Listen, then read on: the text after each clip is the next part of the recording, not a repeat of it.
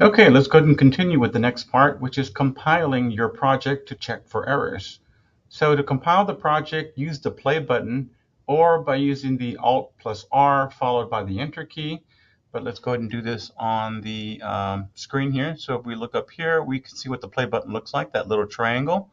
We got some other ones next to it as well, but let's go ahead and hit this one. Starts new compilation, if you can read down there at the bottom. Okay. And then a successful compilation will exhibit the following, right? It'll say complete design up there in the tasks, sorry, on the left-hand side. Analysis and synthesis, filter, place, and route, right? These should eventually get compiled and turn green if they're good, or turn red if they have a problem. The assembler, remember we talked about what assemblers were, that should get checked. And then timing analysis should get checked. If everything is fine, all of these should be green.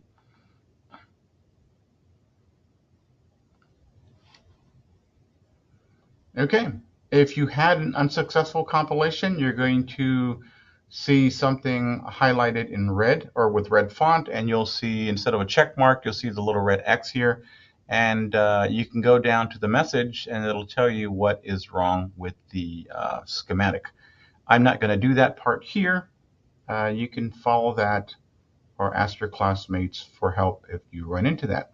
But if you did, you would have a message highlighted down here indicating that the component with a particular name, like the one in the handout, the INST was missing a source, and they did that on purpose.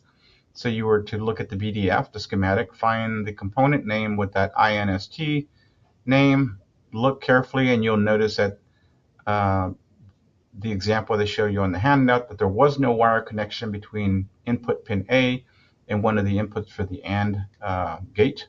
And then you just fix that and then run it all over again. All right, so that does it for this section, and I will see you on the next part, which is called creating a timing diagram.